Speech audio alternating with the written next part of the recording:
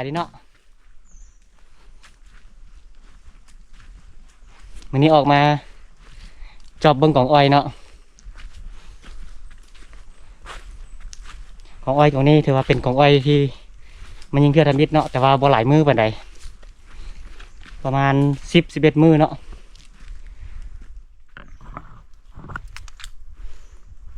โมว่าสิเป็นจังใดไปเบิ้งเมื่อกี้นี่ประมาณ7 มือนี่ก็ห้อยกินอยู่ห้อยกันในกับกระหอกกินอยู่แต่ก็บ่ถึงกับขั้นหลายเนาะแต่ก็น่าจะพอมีอยู่ตอนนั้นนะมาเบิ้งมื้อนี้ว่ามันจะเข้าตื้มหลายส่ำใด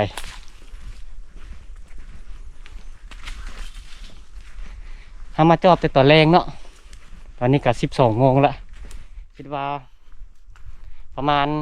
1 โมงเนาะเราจะเริ่มได้นั่งเห็ดซุ่มดีๆเนาะออมเป็นเมื่อจงแต่บองน้อยๆเมียนนี่ได้ที่ตามน้ำกันเนาะ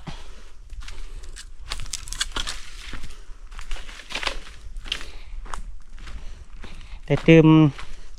ได้ยิงจาก4-5 บาทหรือว่าหลายกว่าหันกะแห้งดีเนาะ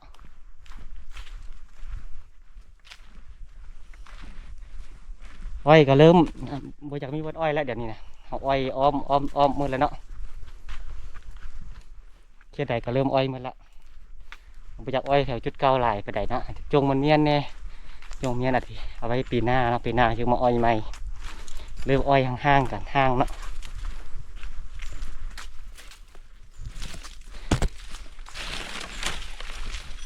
เดี๋ยวเพื่อนบอกอ้อยเราค่อยว่ากันเนาะเป็นยังไงที่ตามไปนำกันจะมาลืมโบมันมือนี้นะเอาเลยเนาะผมว่าจะนั่งเนาะถือว่าหอยอู้เนาะทางลุ่มนี้มันกินหมดเนาะกินหมดแล้วมันมากินทางนี้กินหางใหญ่เนาะเขาขึ้นไปถึงกุดลงมากินอยู่ลุ่มเนาะเขาจะได้เปลี่ยนเบื้องตัวนี้คำว่าเปลี่ยนเบื้องเลยมันมาแล้วเขาจะบ่เห็นมันเนาะโอเคเนาะเดี๋ยวเสร็จซุ่มกันเสร็จซุ่มที่คุณเนาะระยะประมาณ15 เมตรไปเจอที่ตาน้องกันเนาะจะมาหรือบ่มันนี่เนาะภูมิเขาเนาะว่า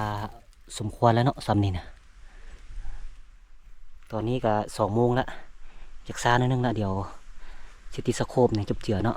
ดักจนฮอดคำแต่ก็สิเบิ่งหนูนำเนาะว่ามีหนูบ่จะได้ที่ตามน้ำกันเนาะจะมาหรือบ่มัน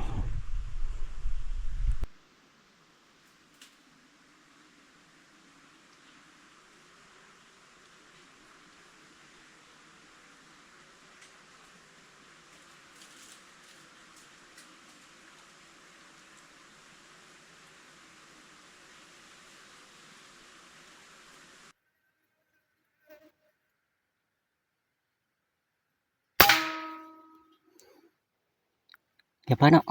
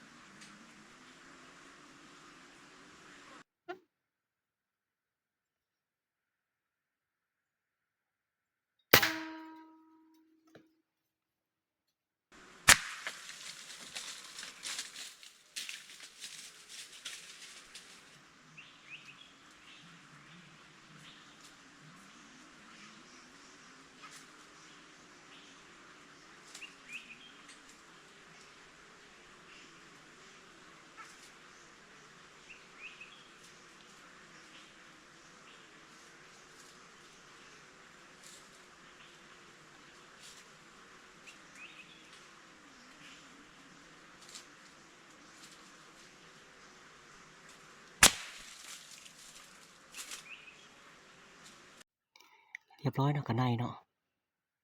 โอ้ลืมกดถ่ายอีกแล้วเนาะลืมตลอดเดี๋ยวไปเอาก่อนเนาะ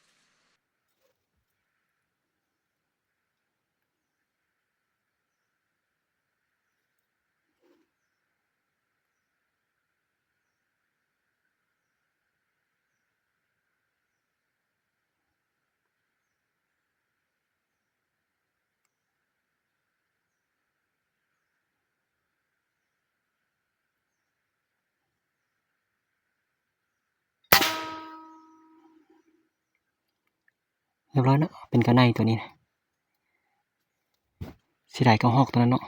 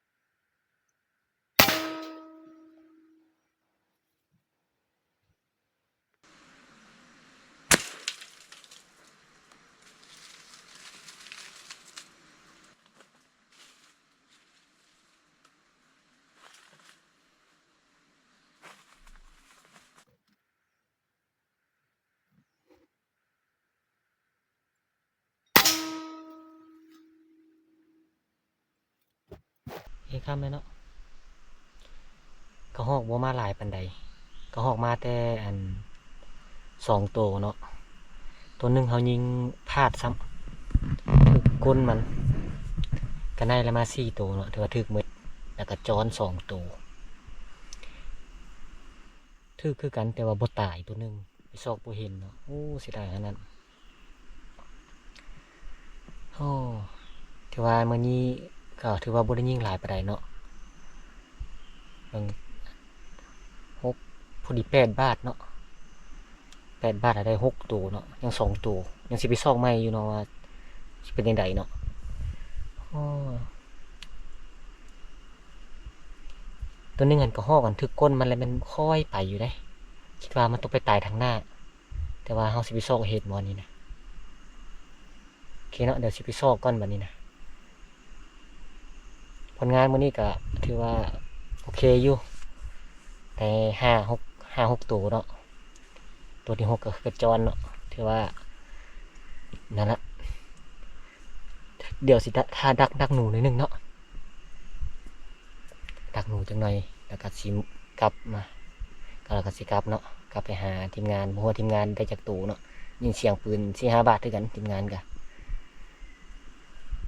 โอเคเดี๋ยวไปซอกกระหอกตัวหันก่อนถ้าบ่เห็นแล้วก็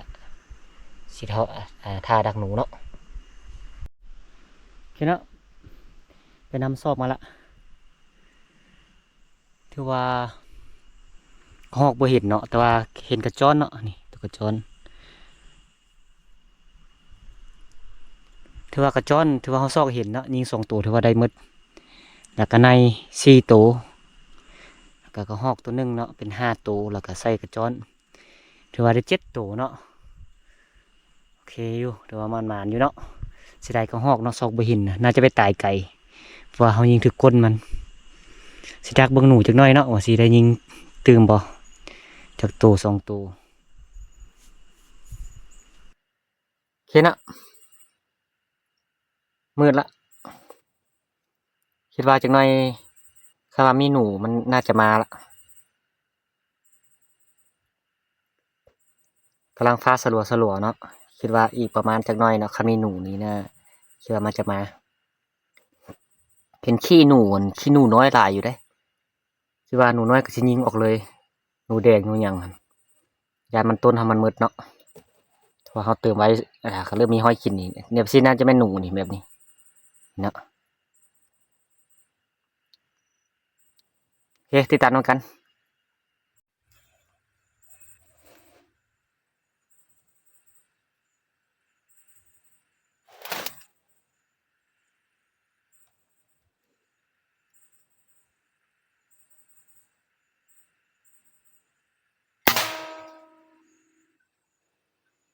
หนูน้อยเนาะยิงเลย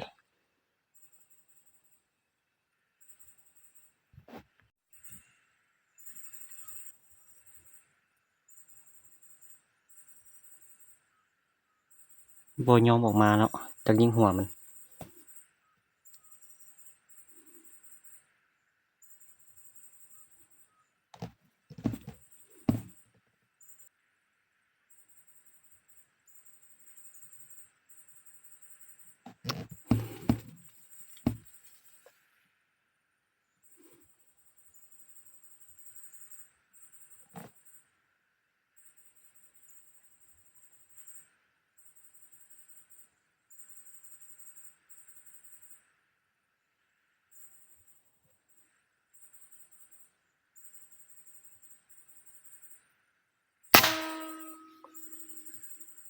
เรียบร้อยนะ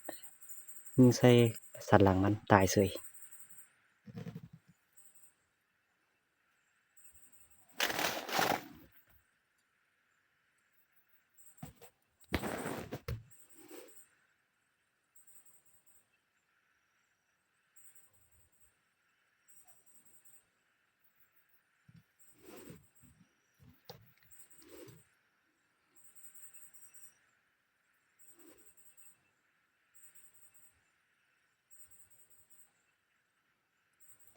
มาตัวใดก็ปิ้นก้นใส่ตลอดเนาะ